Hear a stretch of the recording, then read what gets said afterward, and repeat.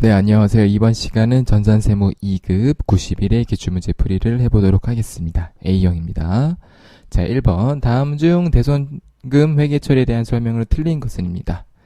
자, 1번. 모든 채권에서 발생된 대손처리 비용은 판매비와 관리비로 처리한다.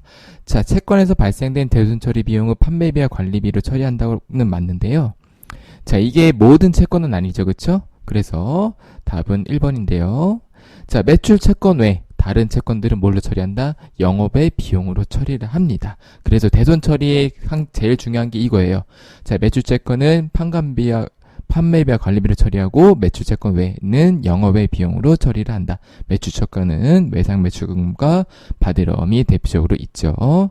자, 그래서 답은 1번이 되겠습니다. 2, 3, 4번은 맞으니까요. 한번 읽어보시면 되겠습니다. 자, 2번. 다음 중 유형자산에 대한 설명으로 틀린 것은이에요. 자, 그래서 자, 1번 유형자산은 재화, 용역 등의 생산 및 판매 관리 활동에 사용하기 위한 비화폐성 자산이다. 맞고요. 자, 2번 유형자산의 취득 시 국공채를 매입하는 경우 매입가액을 자산가액에 합산한다. 자, 이거는 2번 이제 조금 애매하긴 한데 일단 넘어가 보도록 하겠습니다. 자, 3번. 유형자산은 현물 출자 시 유형자산의 취득원가는 원칙적으로 발행한 주식의 시가로 한다. 4번. 동종자산을 교환하는 경우에는 유형자산의 처분손익을 인식하지 않는다라고 되어 있습니다. 자, 그래서 답은 몇 번이냐면 2번이에요. 요거 조금 애매하긴 한데요. 자, 한번 볼까요? 자, 요게 이제 한국 회계 기준원에서 있는 일반교 회계 기준인데요. 자, 유형자산의 취득원가에 대해서 이렇게 자세하게 설명을 하고 있습니다. 자, 그래서 보통 우리가 책에 있는 것들은 다 여기 있는 유형자산의 취득원가 요것들을 정리한 내용들이 나오는데요. 이번 문제는 조금 어려워서 제가 이 유형자산의 취득원가 기준서를 한번 가져와 봤습니다. 자, 일단은 4번에서 많이 틀리셨을 거예요. 동종자산을 교환하는 경우에는 유형자산의 처분 손익을 인식하지 않아요. 자, 그런데 동종자산이 아닐 경우에는 처분 손익을 인식을 해요. 그래서 전산세무 1급 문제들을 보면 이종자산이라고 하거든요. 이런 경우에는 유형자산 처분손익 인식하는 분계들이 가끔 나오기도 하거든요. 자, 그래서 4번은 맞는 설명이 되겠고요. 자, 3번에 유형자산의 현물 투자 시 유형자산의 취득원가는 원칙적으로 발행한 주식의 시가로 합니다. 그래서 원칙적으로 주식의 시가 없을 경우에는 뭐 이렇게 하라라고 돼 있는 거예요. 자, 2번에 보시면 자, 유형자산의 취득과 관련해 국공채 등을 불가피하게 매입하는 경우에는 당해 채권의 매입 금액과 일반 기업 회계기준에 따라 평가한 현재 가치와의 차익이라고 돼 있는데요. 무슨 얘기냐면은 자, 우리가 자동차 같은 것들을 구입을 할 때 자동차를 구입할 때 개별 소비세를 내고요. 그다음에 뭘 내죠? 국공채 매입을 해야 돼요. 그래서 이 국공채를 내가 직접 매입할 수도 있고 영업사원들이 매입하는 경우도 있잖아요. 그래서 실제로 내가 매입을 하게 되면 영업사원이 매입하는 금액보다 작아요. 그래서 영업사원들이 막 서비스 주잖아요. 자동차 사게 되면은 뭐 현금 서비스든지 아니면 뭐 현물 서비스이든지 서비스를 주는데 서비스를 주더라도 남는 이유는 영업사원들이 국공채를 대신해서 매입해주면 기본적으로 뭐 2, 30만 원 최소 그 정도가 남아요. 자, 그래서 이 국공채를 보통 우리는 영업사원들한테 해서 바로 하게 하지만 실제로는 이 국공채는 뭐 5년짜리 있고 막 이런 식으로 있는데 얘네들은 이 발행하게 되면 이거는 보통 현재가치 차금이라고 현재가치 평가를 해야 돼요. 그래서 우리가 사채에서 하는 거 있죠? 뭐 이렇게 해서 X 1년도, 2년도, 3년도 해서 원금을 언제 수령하고 이자는 뭐 이때 수령한다 해서 이것들을 현재가치를 평가한 금액이 사채에 발행할 때 들어오는 유입되는 현금이 되는데요. 뭐 이런 것들이 있어요. 여하튼 중요한 게 뭐냐면 자, 유형자산의 취득식 국공채를 매입하는 경우에는 매입가액을 자산가액에 합산하는 게 맞긴 한데 정확하게 얘기하면 이렇게 돼요.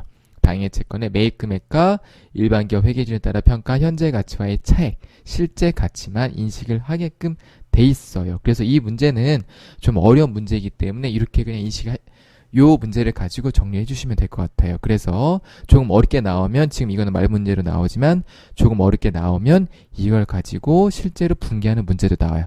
대부분 그래서 제가 말씀드린 차량 운반구 문제가 나와요. 차량 운반구 할 때 국공채를 얼마에 매입했는데 분계를 하시오. 단 뭐 현재 가치는 없는 것으로 한다. 이런 식으로 문제가 나오기도 하거든요. 자, 그래서 이 문제를 가지고 정리를 해 주시면 되겠습니다. 답은 2번이 되겠습니다.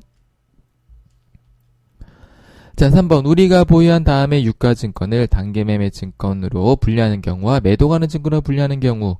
그래서 자, 유가증권 3형제 있죠. 단기매매 증권, 매도 가는 증권, 그리고 만기 보유 증권이 있었어요. 그래서 단기매매 증권과 매도 가는 증권, 만기 보유 증권 잘 나오니까 제가 이론 수업할 때 3단 비교 했었었죠. 그래서 이 3단 비교에서 각각의 특징을 아셔야 되는데, 자, 제가 이 해설을 하고 그 뒤에다가 3단 비교를 넣었어요.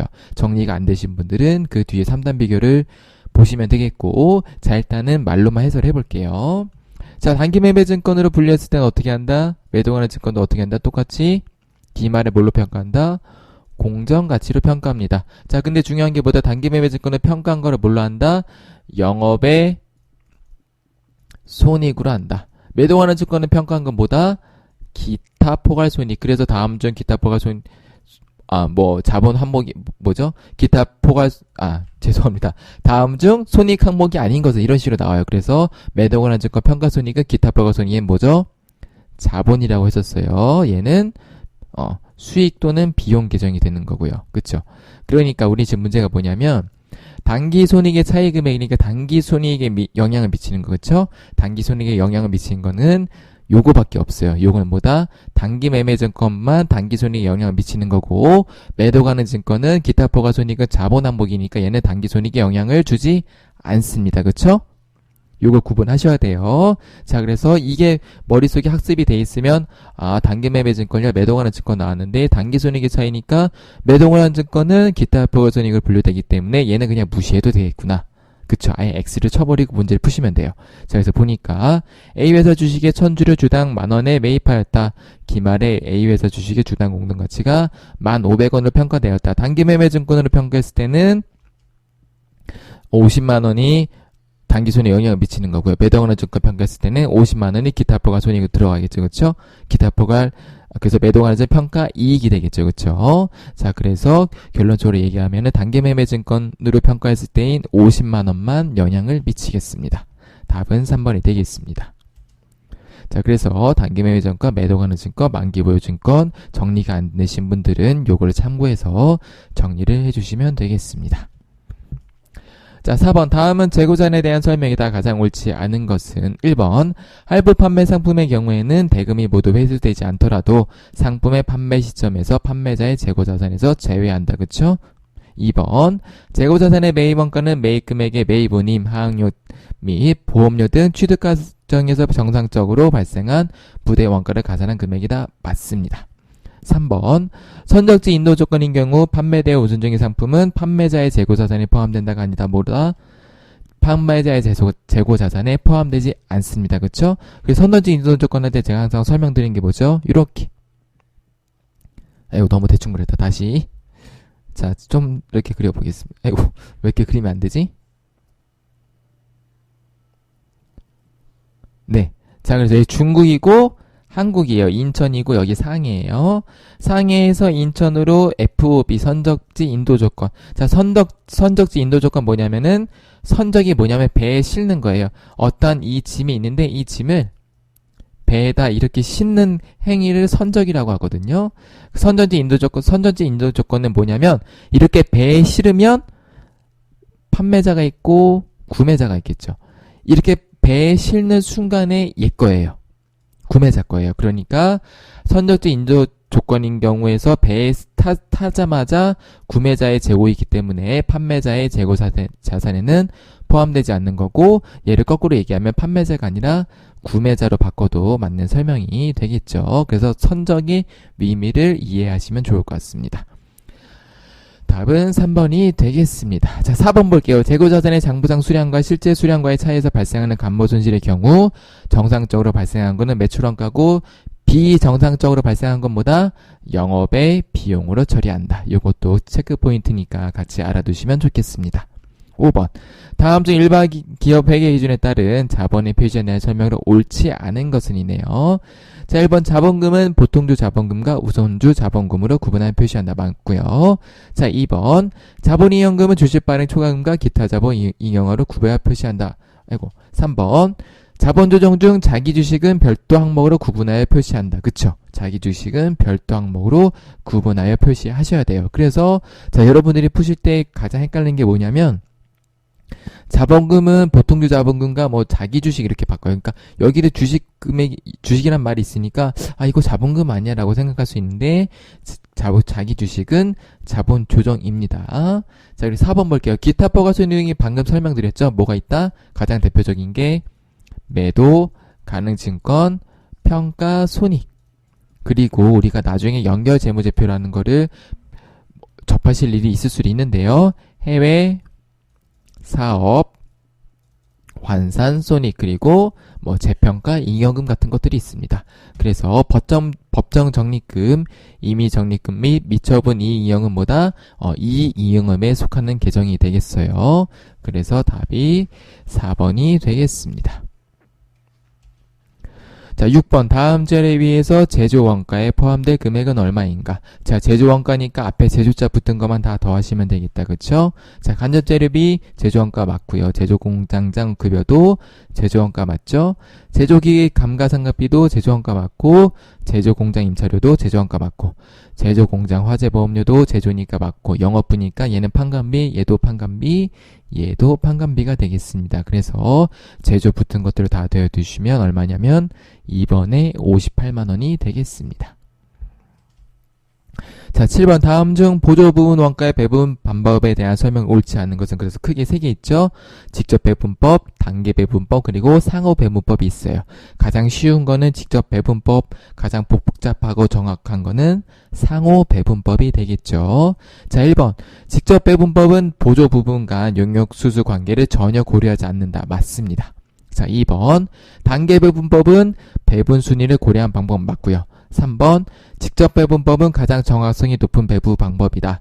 가장 정확성이 높은 거는 상호 배분법이 되겠습니다. 4번 단계 배분법과 상호 배분법은 보조 부분 상호 간의 용역 제공 관계를 고려합니다. 그래서 답은 3번이 되겠습니다. 자, 8번 다음은 실제 개별 원가 계산과 정상 개별 원가 계산에 대한 설명이다. 틀린 것은 이라고 되어 있네요. 잠깐 우리를 보면 자, 실제 원가 계산이랑 정상 원가 계산이 있었었고 그 다음에 표준 원가 계산이 있었어요. 자, 정상 원가 계산은 왜 필요하다 그랬었죠? 실제 원가 계산은 실제로 결산을 우리가 하고 나서 뽑는 게 실제 원가 계산이에요. 실제로 투입된 거. 근데 우리가 원가 계산 결산하는데 시간이 들기 때문에 결산 전에 원가를 알고 싶어요. 그럴 때 쓰는 것들이 이렇게 2개거든요. 자, 그래서 정상 원가 계산은 뭐냐면은 직접 재료비랑 직접 노무비는 실제 원가를 해요. 근데 이거는 알 수 있다 없다? 결산 전에 알 수 있어요. 그쵸? 재료비 몇 개 들어갔는지 계속 기록하면 알 수 있잖아요. 노무비도 마찬가지 몇 명 투입했는지 알 수 있다. 근데 제조간접비 같은 경우는 결산을 꼭 해야지 알 수 있는데 자, 이 제조간접비를 미리 예측하기 위해서 무슨 배부를 쓴다? 예정 배부율을 쓴다. 그래서 중요한 게 뭐냐면 시험 문제 가장 많이 나오는 게 뭐라 그랬었죠? 시험 문제에 가장 많이 나오는 게 뭐였냐면 예정 배부율을 쓴다는 거. 그래서 실제 원가 계산과 정상 원가 계산의 예정 배부율을 가지고 제조간접비의 배부 차이는 얼마인가. 이게 계산 문제로 가장 많이 나왔었어요. 그쵸? 그래서 가장 중요한 건 요거예요. 이거고 자, 그 다음에 이게 말문제로 나왔으니까 한번 보겠습니다. 자, 1번 실제 개별 원가 계산과 정상 개별 원가 계산 모두 직접 재료비와 직접 노무비는 실제 발생액, 그쵸? 직접 재료비랑 직접 노무비는 실제 발생액 맞고요. 자, 2번 실제 개별 원가 계산은 일정 기간 동안 실제 발생한 제조 간접비를 그죠? 실제 발생한 제조 간접비죠. 동일 기간 내에 실제 배부 기준으로 나눠서 실제 배부율에 의해서 그쵸? 실제 배부율에 의해서 개별 제품을 배부한다. 맞습니다. 3번 정상 개별 원가 계산은 개별 작업에 직접 부과할 수 없는 제조 간접비를 뭘로 한다? 예정 배부를 이용하여 배부한다. 맞습니다. 4번 원가 계산이 길방까지 지연되는 문제를 해결하고자 실제 개별 원가가 아니라 정상 원가 계산이 도입되었다 입니다. 그래서 답은 4번이 되겠고요. 자, 여기 있는 1번, 2번, 3번 전부 다 자주 나오는 지문이기 때문에 반드시 같이 알아두시면 좋겠습니다. 그래서 이렇게 여기 있는 이 지문들과 이 표를 가지고 다 내용을 알고 계시면 이 문제는 클리어예요. 여기 범위 내에서 무조건 나오게 되어 있습니다. 같이 정리해 주시면 좋겠습니다. 자, 자, 9번 다음 자료 이용하여 정상 공정 수량과 비정상 공정 수량을 계산했을 때 옳은 것은 이에요. 그래서 좀 어려운 문제입니다. 왜냐하면 보통 이런 문제들은 전산세무 1급에 많이 나오거든요. 근데 전산세무 2급에 이런 문제가 나왔어요. 그래서 제가 T계정을 그리면서 쉽게 푸는 방법을 알려드리겠습니다. 자, 일단은 T계정을 그려볼게요. 쭉 그리면 어떻게 하냐면은 기초는 왼쪽이죠. 단기착수량 왼쪽이고 기말제공 요 밑에 있고 단기완성량 요거죠. 그래서 제가 어떻게 설명을 드렸었냐면 단기 완성량은 뭐다? 기초 더하기 단기 빼기 기말이었었어요. 그쵸? 우리가 선입선출법이랑 편교법에 의해서 완성품 환산량 구할 때요. 그쵸? 공식이 있었었죠. 그래서 중요한 게 뭐냐면은 이 중간에 단기 완성량을 알았었어야 되는데 이 단기 완성량 구하는 방법은 뭐였냐면 기초의 단기 창수 더하고 빼기 기말이었었다. 근데 지금은 거기에 플러스 공손 수량을 물어봤어요. 그래서 기본적으로 이렇게 그려 놓으시고 어떻게 되는 거냐면은 자, 공손은 언제 발생하죠? 내가 만들 때 이 착수할 때 꼭 발생하는 게 아니죠. 그쵸? 언제 발생해요? 내가 만드는 과정에서 발생하기 때문에 T 계정에서는 오른쪽에서 발생하는 거예요. 그래서 공소는 여기에 나와요. 자, 그래서 우리 해볼게요. 기초 200개, 단기 착수 900개, 기말 제공품, 단기 완성량을 넣어볼게요. 그래서 토탈 1100개인데 단기 완성이 800개고 기말이 150개예요. 그러면은 이 T계정의 차대를 맞춰주기 위해서 공소는 몇 개가 돼야 되면 토탈 150개가 돼야 돼요. 그래서 문제에는 토탈 다 150개인 거 보이세요? 다 토탈 150개다. 근데 뭐냐고 돼 있냐면은 정상 공소는 단기 완성품의 5%, 단기 완성품의 5%니까 800 곱하기 5% 하시면 되겠죠? 그래서 얼마냐면은 40개고 그러면은 150 중에서 40개는 정상 공손이니까 비정상 공손은 몇 개다? 110개. 아, 요거 보니까 얘는 140개네요. 그쵸? 그러니까 일단은 답은 얘 탈락. 그리고 얘도 탈락이네요. 그럼 이 둘 중에서 고르시면 되는데 정상 공손이 5%니까 바로 여기서 5% 곱해서 40개를 구하셔도 되겠습니다. 그쵸? 그래서 이렇게 해서 바로 이렇게 문제를 풀이하셔도 되겠습니다. 답은 2번이 되겠죠. 10번 당해연도의 제조간접비의 예정배부 방금 설명드렸던 거 나왔네요. 예정배부에 따른 제조간접비가 2,500원이 과대배부된 경우 다음 조건 하에서 제조간접비 예정배부액은 얼마인가? 그래서 실제 발생액과 예정 발생액 왼쪽 게 크면 뭐다? 과소배부 오른쪽 게 크면 과대배부다. 근데 실제 발생액 얼마예요? 자, 문제에서 보니까 얼마냐면 10,000원이네요. 그쵸? 그래서 자, 간접재료비 2,000원이랑 간접노무비 4,000원, 간접경비 4,000원에서 10,000원이 된 거예요. 그래서 중요한 게 뭐다? 제조간접비예요. 그러니까 요거 지우고 요거 지우시면 되겠습니다. 요거만 유의하시면 되겠어요. 그래서 더했더니 100원이 아니라 10,000원인데 자, 10,000원인데 어떻게 되냐면 2,500원 과대배부니까 오른쪽 게 플러스 2,500원 했다는 얘기죠? 그럼 얼마예요? 12,500원이 되겠습니다. 답은 4번입니다. 11번 무화과치세법상 재화의 공급시기에 관한 설명이다. 틀린 것은 이네요.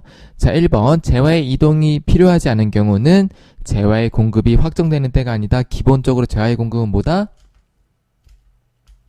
이용이 가능하게 된 때예요. 이게 가장 기본이죠. 그쵸? 그래서 답은 1번이 되겠고요. 나머지 2번, 3번, 4번도 중요한 주제니까 같이 한번 짚고 넘어가 보겠습니다. 자, 2번 상품권 등을 현금 또는 외상으로 판매하고 그 후 그 상품권 등이 현물과 교환되는 경우는 재화가 실제로 인도되는 때 다르게 이해하면 상품권을 사용한 때가 되겠죠. 자, 3번 사용자가 자기의 과세사업과 관련해서 생산하거나 취득한 재화로서 자기의 고객에게 증여하는 경우 재화를 증여하는 때, 그쵸? 간주공급이죠. 4번 2회 이상으로 불환하여 대가를 받고 해당 자회 인도일의 다음날부터 최종 할부금 지급일까지의 기간이 1년 이상인 장기 할부 판매의 경우는 대가의 각 부분을 받기로 한 때. 그래서 여러분들 헷갈리시면 대가의 각 부분을 받기로 한 때는 뭐냐면은 세금 계산서 발행할 때예요. 세금 계산서 발행일. 그래서 장기 할부 판매는 어떻게 하냐면 자, 이렇게 계약 기간이 있어요. 그래서 뭐 2년. 그러면 이때 계약금 받고 이때 중도금 받고 이때 잔금 받는다. 뭐 계약금 30%, 중도금 뭐 40%, 잔금 뭐 30% 이런 식으로 보통 계약을 하거든요. 그러면 이때 돈을 청구해야 되잖아요. 그렇죠? 이때 보통 어떻게 하냐면은 세금 계산서로 계약금 30% 이렇게 발행을 해요. 그래서 이때가 실제로 제외 공급 시기로 보는 겁니다. 그래서 세금 계산서를 발행하는 거거든요. 요런 뜻입니다. 4번은 조금 어려운 내용이긴 한데 그냥 알고 계시면 좋을 것 같습니다. 제가 조금 혀가 꼬이네요. 네, 이거를 제가 강의를 지금 만들고 바로 올리다 보니까 조금 제가 마음이 급해서 말이 좀 빠르니까요. 이해를 조금 해주시면 좋을 것 같습니다. 죄송합니다. 네. 자, 12번 다음 중 세금 계산서의 필요적 기재사항이 아닌 것은 보너스 문제가 나왔네요. 답은 뭐예요? 공급 품목이 되겠습니다. 얘는 굳이 설명하지 않고 넘어갈게요. 자, 13번 구룡은 제품을 외국에 수출하는 업체이다. 당사 제품 5만 달러를 수출하기 위해서 2020년 11월 22일에 선적이 또 나왔대요. 그쵸? 대금은 2020년 12월 10일에 수령하였다. 수출 관련 과세 표준은 얼마인가? 그래서 수출은 언제다? 기본적으로 선적일이다.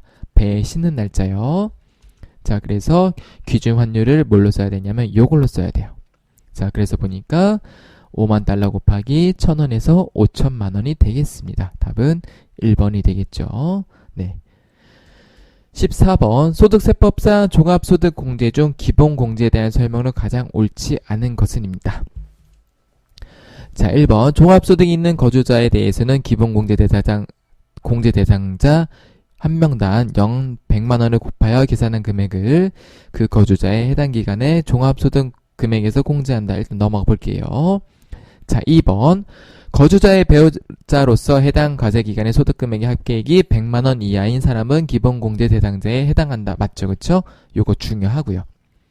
3번 거주자의 배우자로서 해당 과세기간의 총급여 500만원 이하. 요것도 맞죠? 그래서 여러분들 가장 연말정산할 때 중요한 게 뭐냐면은 소득금액의 합계액이 100만원인 것도 맞고 총급여액이 500만원 이하인 것도 맞아요. 이게 두 개 다 같은 말이라는 걸 반드시 아셔야 됩니다. 자, 4번 거주자의 형제자매인데 장애인이 아닌 경우 기본공제 대상자에 해당하기 위해서는 형제자매의 나이가 20세 이하이거나 60세 이상이어야 된다. 4번도 맞습니다. 자, 그래서 답은 1번인데요. 1인당 연 100만원이 아니다. 얼마? 150만원입니다. 그래서 이 14번의 내용도 마찬가지로 버릴 게 하나도 없어요. 자, 이거 전부 다 중요한 내용입니다. 반드시 체크를 하시고 넘어가시면 좋을 것 같습니다. 자, 15번 다음 중 이자 소득의 원천적인 수입 시기에 관한 설명으로 맞는 것은 이네요. 자, 1번 보통예금의 수입 시기는 이자를 지급받기로 한 날이다. 자, 보통예금의 수입 시기는 언제냐면요. 실제로 통장에 찍힌 날이에요. 그래서 실제로 이자를 지급받는 날이고요. 자, 2번 통지예금의 이자는 통지한 날을 수입 시기로 한다라고 되어 있는데요. 자, 통지예금의 뜻이 뭐냐면 사용하기 전에 은행에 통지해야 돼요. 좀 웃기죠? 내 돈을 쓰는데 사용하기 전에 은행에 통지를 해야 돼요. 그래서 통지예금은 인출일이 맞고요. 자, 4번부터 보겠습니다. 비영업대금의 이자는 실제로 이자를 지급받는 날이 아니라 보통 비영업대금의 이자는 뭐냐면 자, 얘는 뭐냐면요. 법인에서 법인끼리 하는 거예요. 법인에서 법인끼리. 원래는 보통 우리가 은행에서 돈을 빌리는데 그게 아니라 내가 뭐 친한 법인 또는 특수관계자 있는 법인으로부터 차입하는 경우가 있을 수 있겠죠. 그쵸? 아니면은 뭐 갑자기 뭐 대기업에서 중소기업한테 저 어려워요. 돈 좀 빌려주세요. 은행에서도 돈 안 빌려준대요. 그럴 경우에 대기업에서 빌려주는 경우도 있습니다. 그래서 법인과 법인 간의 은행업을 또는 뭐 대부업을 영위하지 않는 법인끼리 주고받을 때는 비영업대금의 이자라고 하는데요. 이럴 때는 보통 우리가 계약서를 써요. 그래서 금전소비대차 계약서를 쓰는데요. 자, 금전소비대차라는 계약서를 쓰는데 이 계약서에 보통 어떻게 하냐면은 이자의 지급일을 언제로 한다라고 써놔요. 그래서 어떻게 되어 있냐면은 보통 비영업대금의 이자는 실제로 이자를 지급받는 날이 아니라 약정에 따른 이자 지급일을 수입 시기로 합니다. 그래서 답은 3번이 되겠습니다. 자, 잠깐 쉬었다가 실기로 넘어가 보도록 하겠습니다. 네, 시길 넘어가 보도록 하겠습니다. 1번입니다. 4월 20일 당사는 단기 투자 목적으로 시장성이 있는 주식을 주당 2만원에 2,000주를 매입하였고 매입 수수료 30만원을 포함하여 보통예금에서 이체하였다. 자, 그래서 아까 단기 투자 목적 나왔었죠? 단기 매매 증권이다. 시장성이 있으니까요. 자, 주당 2만원에 매입했으니까 자, 요거는 인식하시면 되겠고 중요한 게 보다 매입수를 3천만원이래네. 30만원. 얘는 뭐였죠? 자, 비용 처리한다. 근데 무슨 비용? 영업의 비용이다. 자, 그래서 요게 중요해요. 수수료 비용은 영업의 비용이다. 단기 매매 증권은 요거 2만원 곱하기 2,000주 하시면 되겠죠. 4천만 하시면 되겠고 다 보통예금을 이체했으니까 보통예금 4,030만원. 중요한 거보다 요거 수수료 비용은 영업의 비용이다. 요거를 체크하시면 되겠습니다. 자, 2번 5월 2일 액면가액 2천만원인 3년 만기의 사채를 1920만원에 발행하였으며 대금은 보통예금에 입금되었다. 자, 액면가가 2천만원인데 사채가 1920만원에 발행했으니까 얘는 뭐죠? 자, 일단은 대변의 사채 2천만원이고 보통예금에 얼마 들어왔다? 1920만원 들어온 거예요. 자, 그러니까 얘는 무슨 발행? 할인 발행이죠. 그쵸? 더 싸게 발행했죠. 액면가 2천만원짜리를 내가 1920만원에 발행했으니까요. 그쵸? 그래서 이 차이를 우리는 뭐로 부른다? 사채 할인 발행 차금이라고 부릅니다. 자, 그래서 2번은 이렇게 분계를 정리하시면 되겠어요. 자, 3번 5월 9일 미지급 세금으로 처리되어 있던 1기 예정 신고분의 부가세 미납분 120만원을 납부 불성실 가산세 만원과 함께 보통예금에서 이체하여 납부하였다. 자, 그래서 납부 불성실 가산세는 판매비와 관리비의 세금과 공과로 처리하라고 돼 있어요. 자, 일단 미지급세무로 처리되어 있었으니까 요거는 상계하시면 되겠고 납부 불성실 가산세는 만원은 세금과 공과로 처리하시면 되겠습니다. 자, 그래서 일단 보통예금이 얼마 나갔다? 121만원. 자, 차변에 미지급 세금으로 처리됐던 거 120만원 없애주시고요. 납부 불성실 가산세는 만원은 세금과 공과 판매비와 관리비로 처리를 해주시면 되겠습니다. 4번 7월 30일 착한 토스트에서 공장 직원들이 먹을 간식을 주문하고 공장 직원이 네요, 그쵸? 그 다음에 아래와 같은 신용카드 매출 전표를 받았다.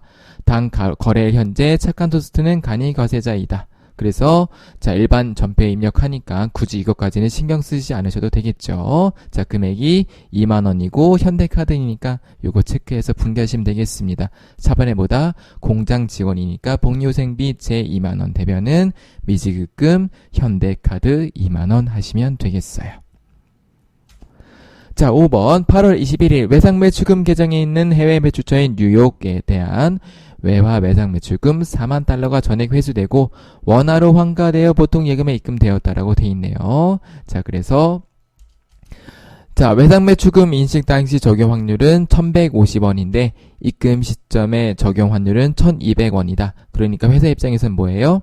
50원 이득 본 거죠. 자, 그래서 보게 되면은 외상 매출금 인식 당시의 적용 확률이 1,150원이니까 4만 달러에서 1,150원 곱해서 4,600만원이 장부에 있었어요. 그쵸? 근데 얼마 받았냐면은 1,200원 받았으니까 그만큼의 뭐가 발생했다? 외환 차익이 발생한 거죠. 그쵸? 그래서 볼게요. 자, 대변의 외화 외상 매출금 얼마였냐면은 4,600만원이 없어진 거고, 그 다음에 차변의 보통예금이 1,200원 곱해서 이렇게 4,800만원이 들어왔는데 나머지 차익은 뭐다? 외환 차익이다. 외환 환산이 아니다. 외환 환산은 뭐예요? 기말에 우리가 평가할 때 쓰는 거고 이거는 돈이 들어왔기 때문에 외환 차익 또는 외환 차손으로 정리를 하시면 되겠습니다. 자, 그래서 정확하게 살펴보면은 50만원에 대한 차익 해서 200만원이 나오겠어요.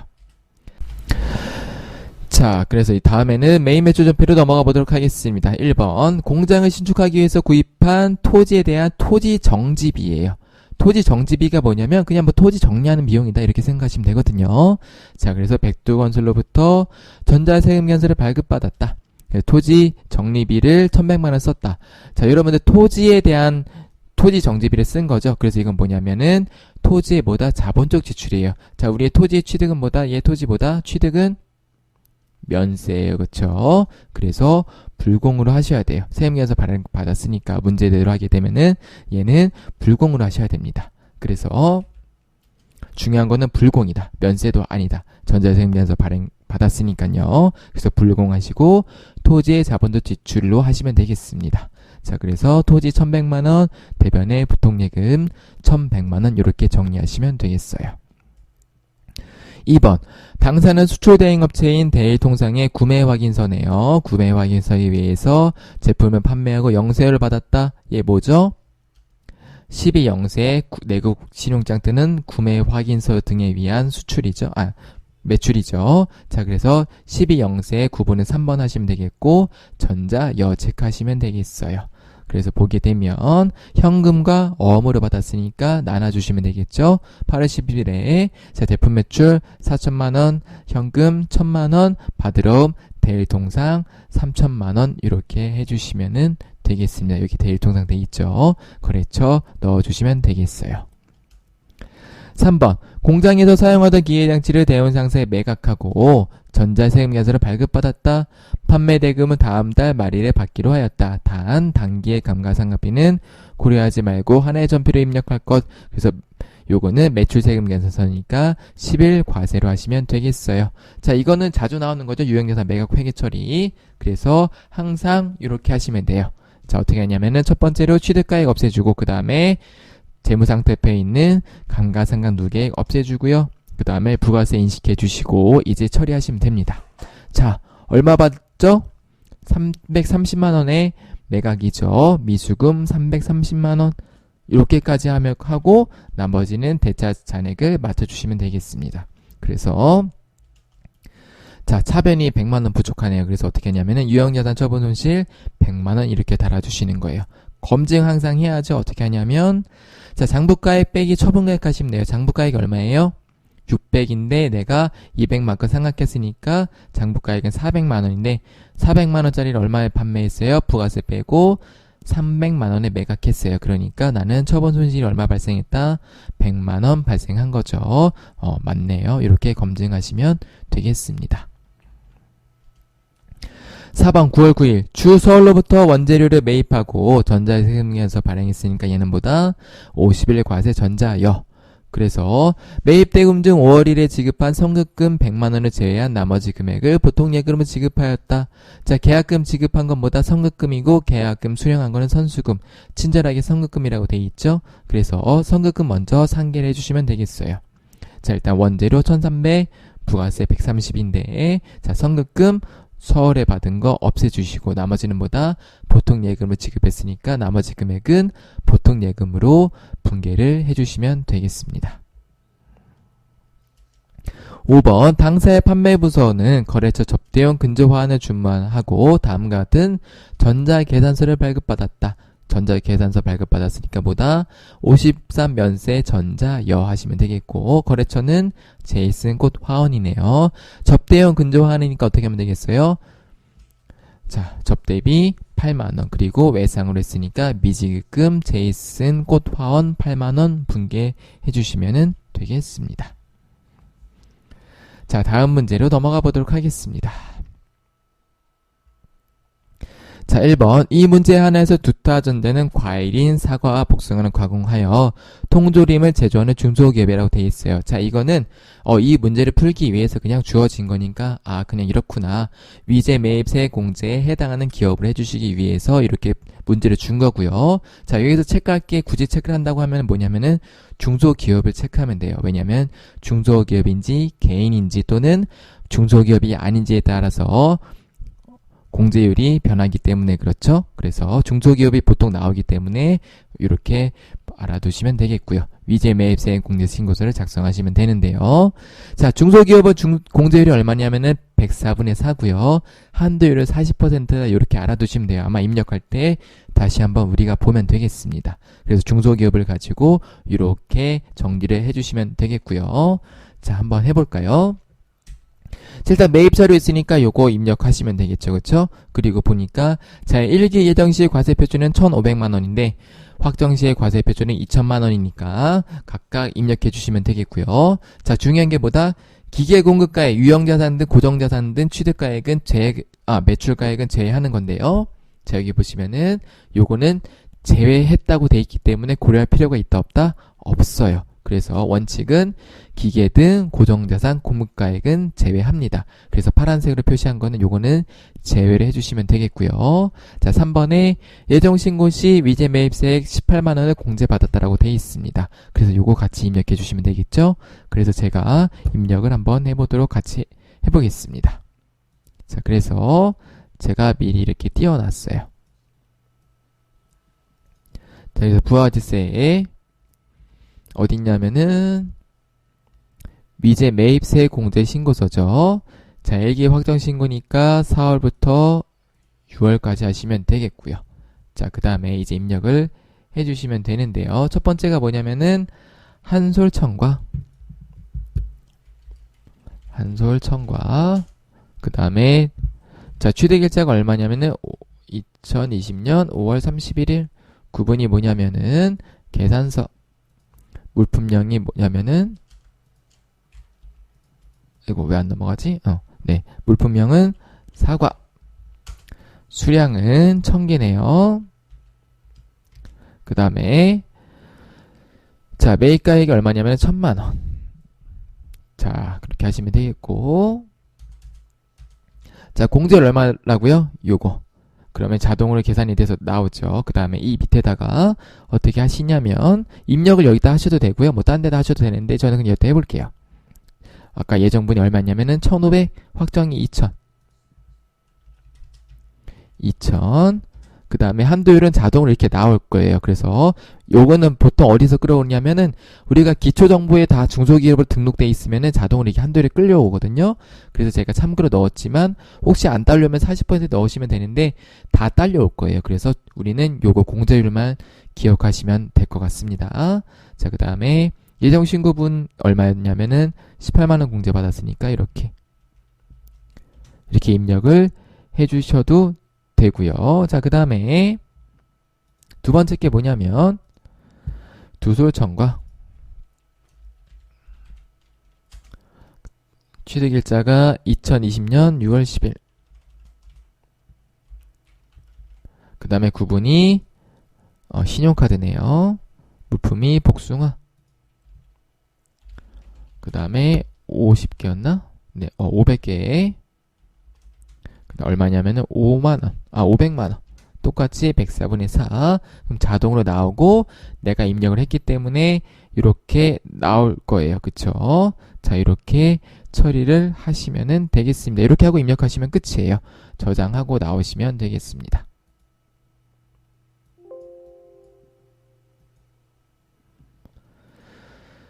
자, 다음 2번이네요. 자, 다음 자료를 이용해서 두타전자의 2020년 제2기 확정신고에 대해서 부가세 신고서를 작성하시오라고 되어 있습니다. 자, 그래서 세부담이 최소화되도록 작성하시라고 되어 있네요. 저는 이제 문제를 어떻게 했냐면 매출, 매입, 기타를 잘랐습니다. 잘라서 해설을 한번 해보도록 하겠습니다.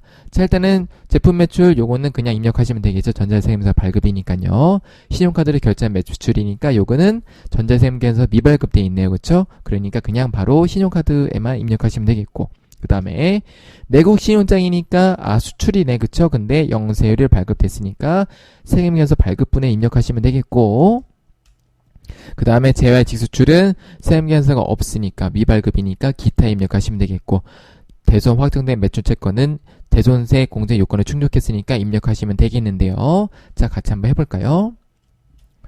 자, 세금에서 발급분 2억 2천, 그 다음에 신용카드 결제한 거 6천에 600, 그 다음에 세 번째 거 내고 신용장은 5천, 이렇게 하시면 되겠고, 그 다음에 직수출 기타죠. 얘는 얼마냐면은 1억 2천. 자, 그리고 중요한 게 뭐냐면 대손 확정된 매출채권은 어떻게 한다? 부가세 입력할 때 마이너스를 입력해줘야지 이 세액에서 요거를 가감되는 거죠. 그쵸? 그래서 얘는 제외돼야 되기 때문에 200을 이렇게 입력해줘야지 얘네들이 합계가 나오겠죠. 그래서 요거만 체크를 해주시면 되겠어요. 자, 다음 바로 매입 가보겠습니다. 아이고, 왜 이렇게 됐지? 자, 그래서 매입 해볼게요. 자, 원재료 매입 하시면 되겠고요. 그 다음에 법인카드를 구입한 원재료 매입은 세금계에서 미수치됐으니까 똑같이 여기도 신용카드로 하시면 되겠고, 그 다음에 거래처 접대용 선물 세트 매입은 뭐다? 공제가 안 되죠. 그래서 얘는 공제받지 못할 매입세액 입력하시면 되겠고, 그 다음에 원재료 매입했는데 예정신고 누락분인데 전자세금 계산서는 정상적으로 수취했다고 되어 있습니다. 자, 그래서 입력을 해볼게요. 자, 일단은 원재료 매입 원래 1억 5천이고 1,500 하시면 되겠고, 법인카드로 구입한 원재료 매입은 여기 그 밖에 공제 매입세액에 입력을 하시면 되겠는데요. 자, 어떻게 입력하냐면 여기다가 입력을 해줘야 되는 거죠. 그쵸? 그래서 그 밖에 공제 매입세액에다 입력을 해줘야지 이 앞에다가 오는 거를 확인할 수가 있겠습니다. 자, 다음에 자, 공제받지 못한 매입 세 번째 거죠. 그래서 얘를 어떻게 하냐면은 얘를 똑같이 여기다가 770 입력하고 그 다음에 여기다가 77만원 입력하면은 여기 16번 있죠. 여기다가 자동으로 입력이 되겠어요. 자, 다음 마지막으로 어떻게 하는 거냐면은 이 공제받지 못한 매입세액의 산식을 보게 되면 어떻게 되는 거냐면, 자, 여기 보이세요? 15 빼기 16. 15는 뭐냐면은 이렇게 돼 있어요. 그러니까 요거 얘기는 우리가 실무에서 쓸 일 없어요. 그냥 무시하시면 되겠어요. 얘는 무시. 그 다음에 요거로 다 더한 다음에 얘를 빼는 거죠. 그러니까 이 16은 어떻게 되는 거냐면은 이 중에서 어딘가에는 들어가 있어야 된다. 그쵸? 요까지 이해 가세요. 자, 근데 어떻게 되는 거냐면 얘는 세금계산서를 발행했죠. 그렇기 때문에 어디에 들어가냐면은 고정자산이 아니기 때문에 여기 고정자산 아니라고 돼 있죠. 그래서 여기다가 이렇게 추가를 하시면 되거든요. 그래서 저는 어떻게 표현을 했냐면은 요거 입력한 거를 이렇게 바꿔주시면 되는 거예요. 그래서 이렇게 바꿔주시면 되겠습니다. 자, 그 다음에 마지막으로요. 원재료 매입은 예정신고 누락분이니까 어떻게 하는 거냐면 예정신고 누락번에다가 이렇게 입력을 해주시면 되겠어요.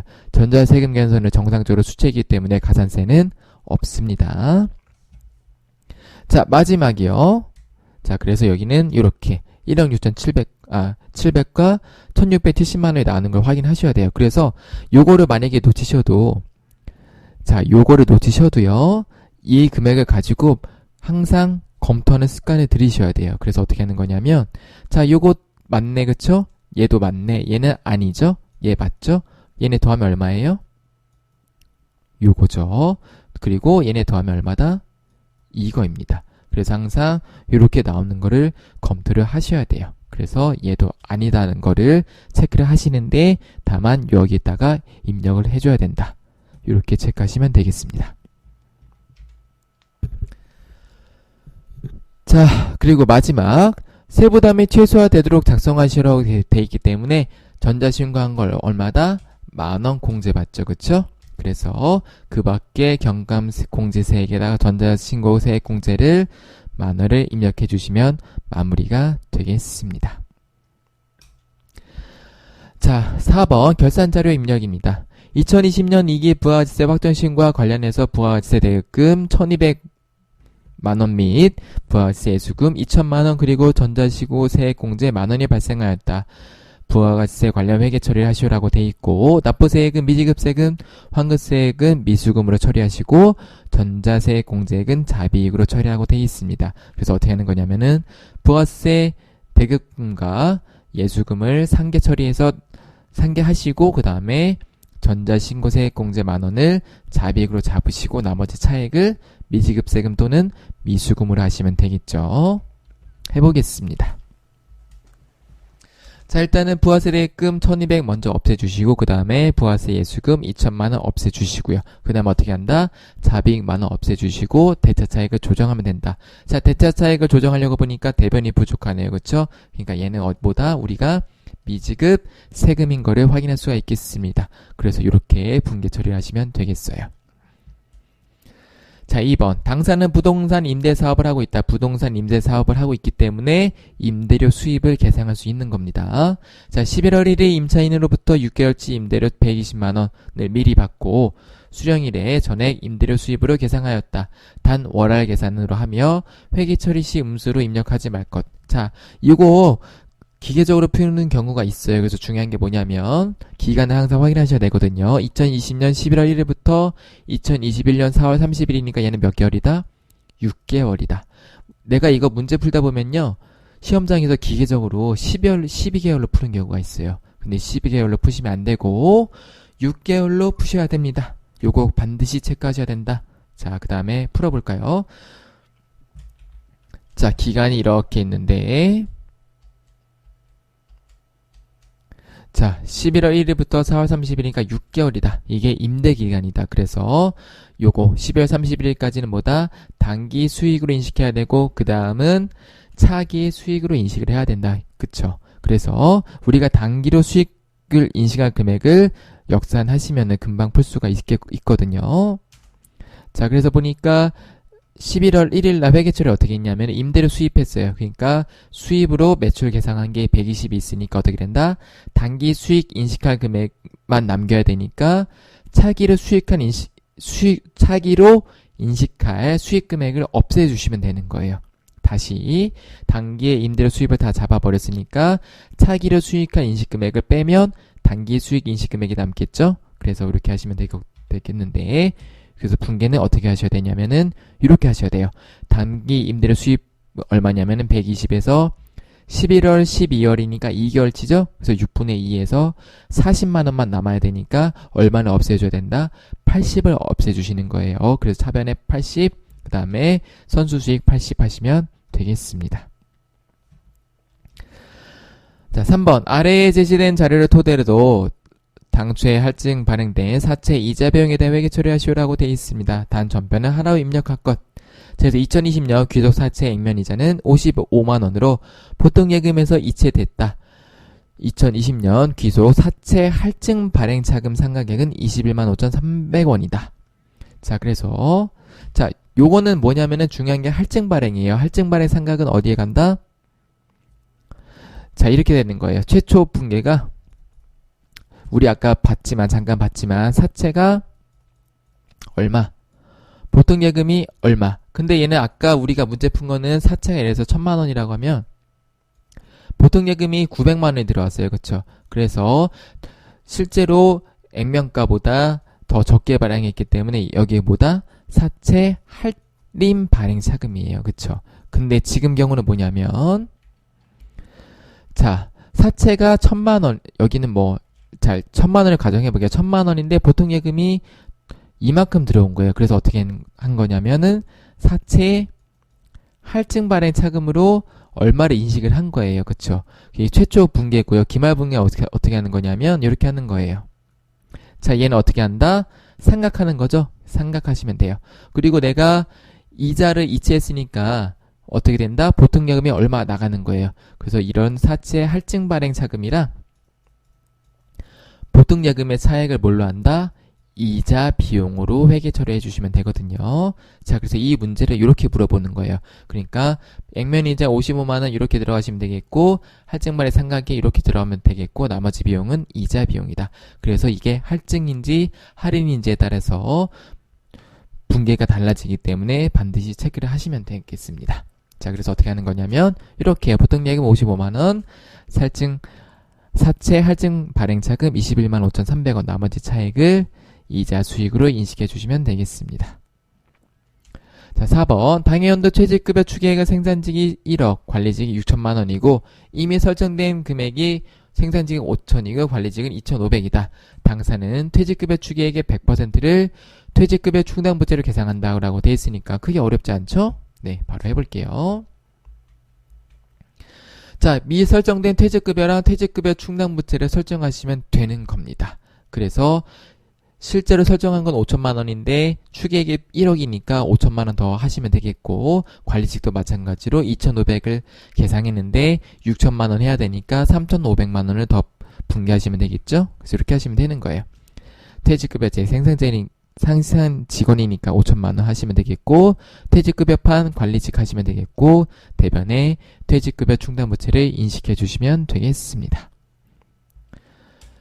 자, 5번 결산은 현재 외상매출금 잔액과 미수금 잔액의 3%에 대해서 대손을 예상하고 대손 충당금을 보충법에 의해서 설정하시오.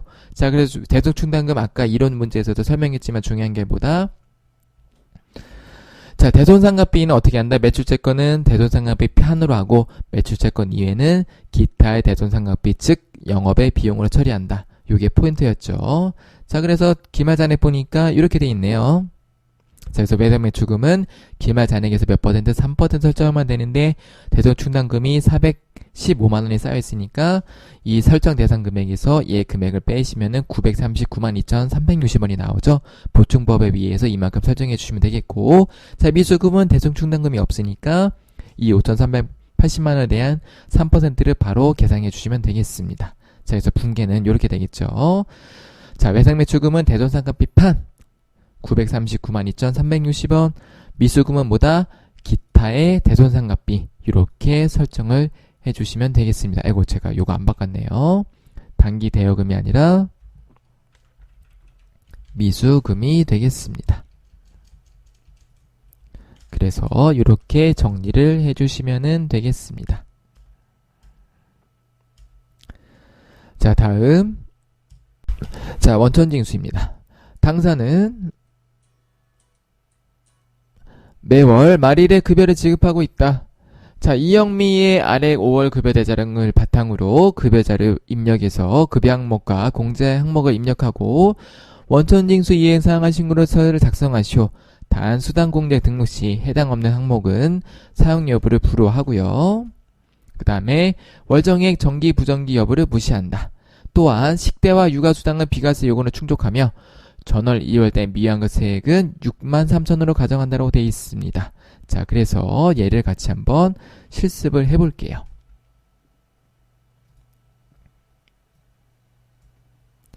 자, 그래서 첫 번째로 급여자료 입력을 하시면 되겠고요. 두 번째는 원청징수 이행상한 신고서를 하시면 되겠어요. 자, 급여자료 입력부터 들어가 보도록 하겠습니다. 자, 언제냐면 5월이죠. 5월이고 지급일은 5월 31일. 자, 이영미가 있네요. 그쵸? 자, 일단은 수당부터 해야겠죠? 수당 공제 등록 시 해당 없는 항목은 사용 여부를 불허하라고 돼 있고 월정의 정기 부정기를 무시한다라고 돼 있어요. 그래서 일단 수당 등록부터 같이 해보겠습니다. 자, 수당 공제 일단은 여기 있는 월정의 정기 부정기는 무시하라고 돼 있어요. 그쵸? 자, 그리고 보시면은 기본급 월차수당 상여가 있네요. 기본급 월차수당 상여 이렇게 있는데, 자, 이렇게 입력하실 때 좀 헷갈리시죠? 자, 그래서 어떻게 하는 거냐면 먼저 입력을 하시는 게 편해요. 해볼게요. 230만원. 그 다음에 상여가 얼마냐면 20만원. 자, 그 다음에 월차수당이 10만원. 식대가 얼마냐면 10만원. 그 다음에 육아수당 없네요. 그쵸? 없는 거는 일단 두시고 지금 직책수당, 자가운전, 야간근로 있죠? 없애주시면 되겠죠? 그래서 이렇게 보시면서 아, 직책수당 없네. 부. 그 다음에 자가운전 부정금 부. 야간근로수당 부. 이렇게 하시고 등록하시면 좀 편할 거예요. 별 차이가 없으시면은 그냥 하신 대로 하시면 되고, 이게 조금 효과가 있으면 이걸 하시면 돼요. 자, 육아수당 비과세니까 비과세. 수당명이 육아. 보니까 월 10만원짜리죠? 네. 그래서 여라고 하고 확인하시면은 자, 이렇게 육아수당 나오죠? 그래서 얘를 얼마냐면 10만원 이렇게 입력하시면 되겠고요. 그 다음에 국민연금 쭉쭉 입력하시면 되겠죠. 국민연금 얼마냐면은 11만 2,500원. 그 다음에 건강보험이 8만 750원. 장기요양이 8,270원 맞죠? 그 다음에 고용보험은 2만 800원 맞고 소득세 얼마냐면은 5만 190원. 그 다음에 지방소득세 얼마냐면은 5,010원.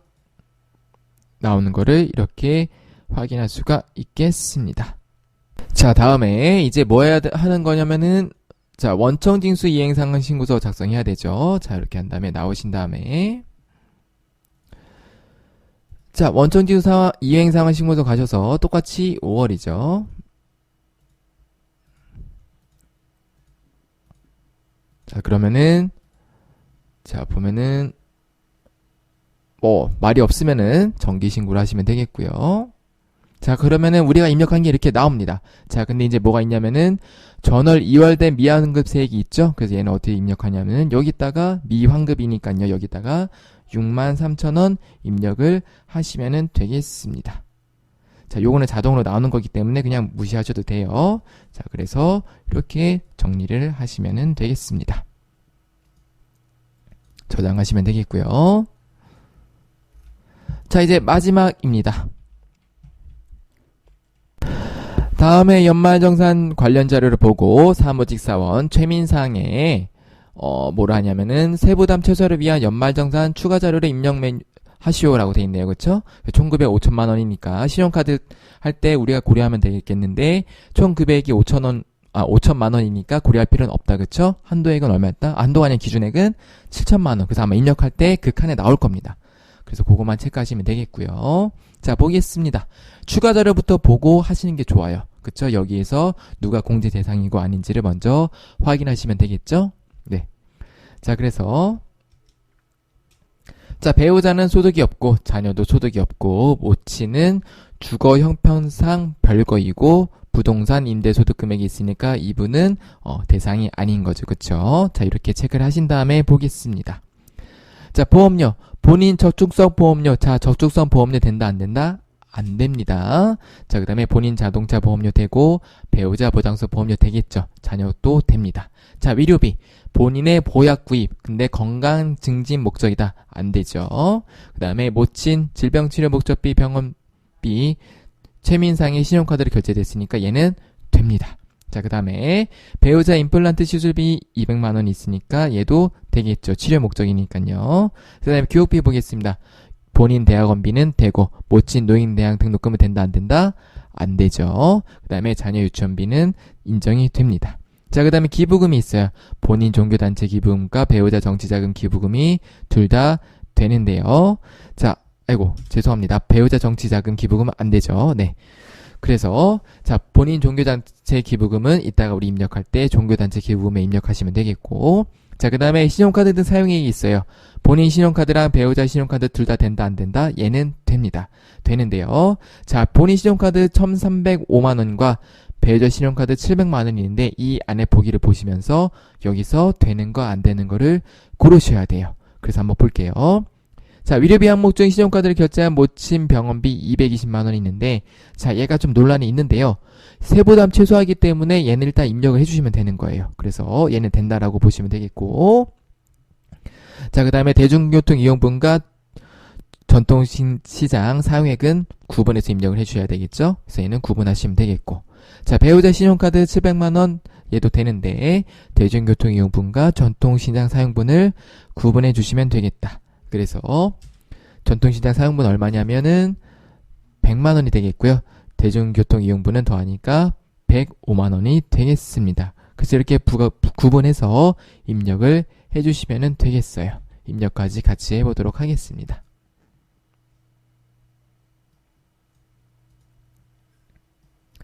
자, 그래서 연말정산 추가자료 입력.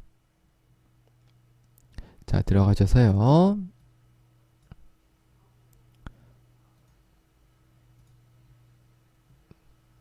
자, 얘를 한번 해보도록 하겠습니다.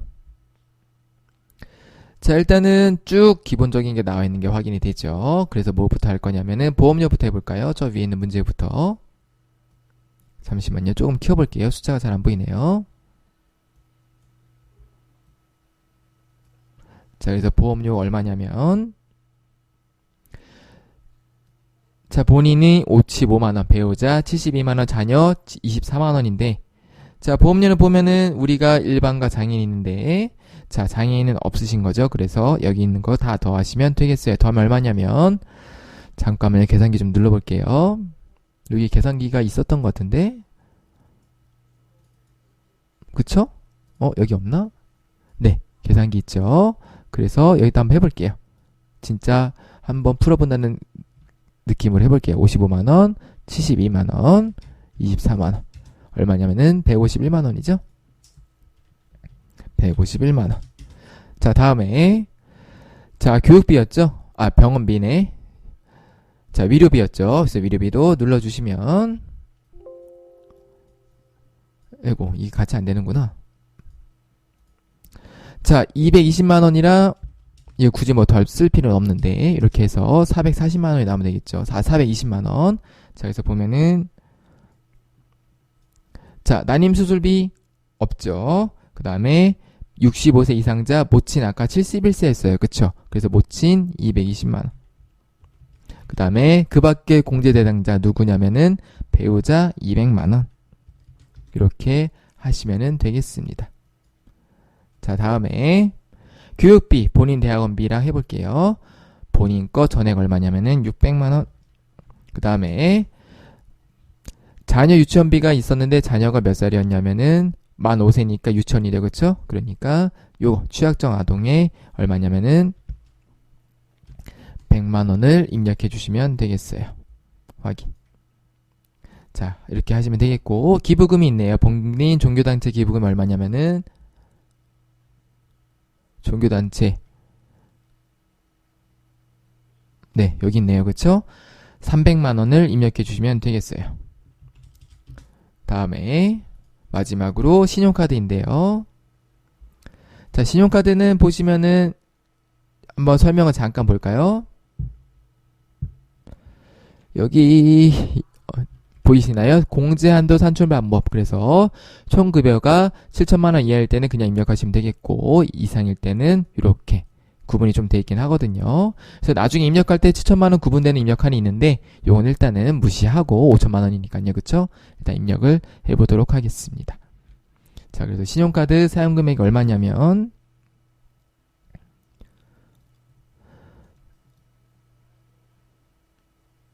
자, 총 얼마냐면은 일단 이렇게 하시는 거예요. 직불이랑 대중교통부터 해볼게요. 그래서 대중교통이 얼마냐면 105만원이었죠. 그 다음에 전통시장이 얼마냐면은 100만원. 그 다음에 보시면은 신용카드만 있고 도서공연 없죠. 현금 영수증도 없고, 그쵸? 직불 선불카드도 없고 다 나머지 신용카드인데 이거 두 개 합계예요. 얘 두 개 합계 얼마냐면은 2,005만원이죠. 그래서 나머지 금액을 여기다가 입력해 주시면 돼요. 그러니까 205만원이니까 여기서 계산기가 안 되나? 일단 해볼게요. 얼마냐면은 잠시만요.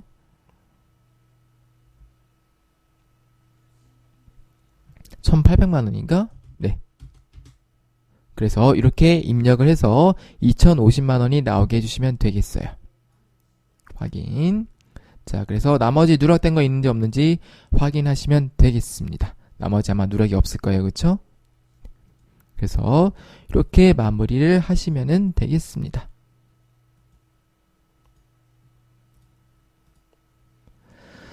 자, 그래서 2020년 전산세무 2급 90일의 기출문제 풀이도 이렇게 마무리해 보도록 하겠습니다. 시청해주신 여러분들 감사합니다.